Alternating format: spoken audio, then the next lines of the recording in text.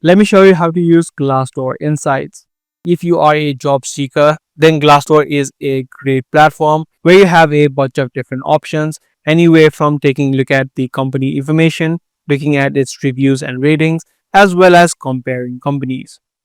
The way that you take a look at its insights is you can head over to each of these tabs and you'll get information related to jobs, companies, salaries, as well as you can interact with real professionals in an anonymous way through the Glassdoor Bowls.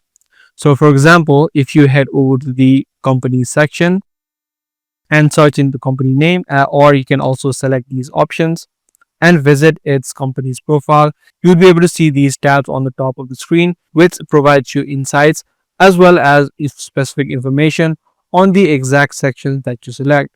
For example, if you select or head over to the interviews tab, you can see the total rating that this company has or the difficulty this company has in terms of interviews, as well as if you scroll down further, you can see the interviews that have been shared or the questions that have been shared recently by people.